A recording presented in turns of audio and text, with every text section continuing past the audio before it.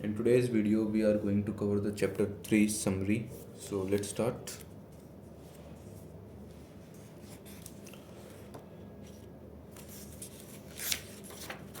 Chapter 3, Mind Your Own Business. Summary. A friend of Robert's got to hear Ray Kroc on McDonald's fame speak in 1974 at the University of Texas at Austin. Afterward, Ray agreed to join the students at their favorite hangout for a few beers. He asked the student what business he was in. At first, they laughed and then they answered that he was in business of selling hamburgers, of course.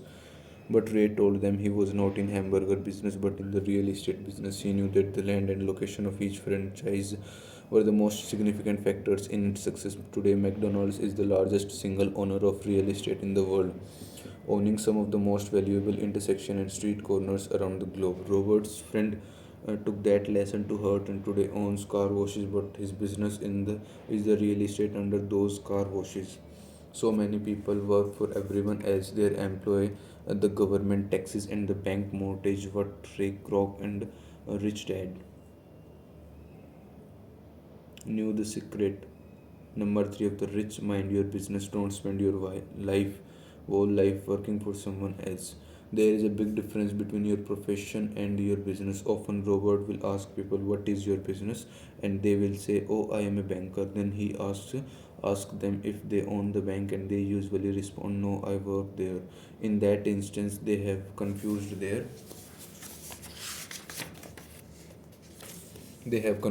profession with their business. Their profession may be a banker, but they still need their own business. Too many people spend their lives minding someone else's business and making them rich. Minding your business doesn't mean starting a company, though for some people it will. Instead, your business revolves around your asset column, not your income column.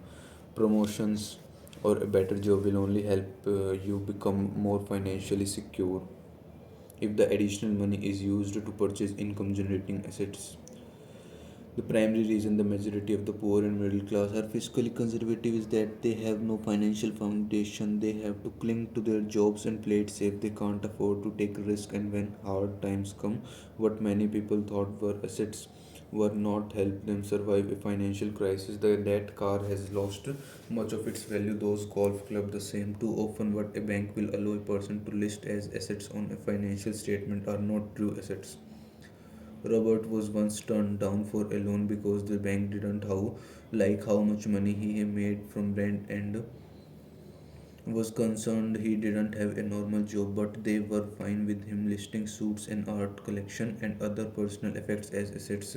Net worth isn't the measure that people think it is. Most so-called assets that people base their net worth on either are not as valuable as they think, or if they have gained value will trigger taxes on the gain if they are sold. So Robert tells people to start minding your own business.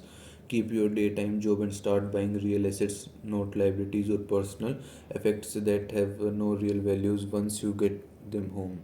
Keep expenses low, reduce liabilities, and diligently build a base of solid assets. Parents need to teach young people this before they leave home so that they understand what a true asset is and won't find themselves trapped in a lifestyle of debt. Robert says real assets fall into the following categories: businesses that do not require his presence, he owns them, but they are managed or run by other people. If he has to work there, it's not a business, it becomes his job. Stocks, bonds, income generating real estate, notes, IOUs, royalties from intellectual property such as music, script, and patents. Anything else that has value, produces income, or appreciates and has a ready market. Acquire assets that you love. Robert loves real estate and thus spends much of his time thinking about and shopping for it. If you don't like real estate, don't invest in it. Robert also loves the stocks of small startup companies because he himself is an entrepreneur. Some are afraid of the risk of such small cap companies, but he sees these as the place to make fortunes. His strategy is to be out of the stock in a year. His real estate strategy, on the other hand, is to start small and keep trading up for bigger properties and delaying taxes on the gain. Holding real estate less than 7 years, even while working for the Marians and Xerox, Robert minded his own business. He kept his day job but was active in his asset column, trading real estate and small stocks.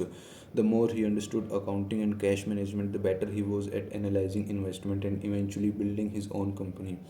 He doesn't recommend people start a company unless they really have the desire to. Otherwise, he advises them to keep their day job and mind their business, building and keeping their asset column strong. As cash flow grows, people can indulge in luxuries, but only if the cash flow supports them. Build the asset column and let the income generated by those assets pay for their luxuries. We have completed the summary of chapter 3. Thanks for watching. Let's meet in the summary of chapter 4. Bye bye. Thank you.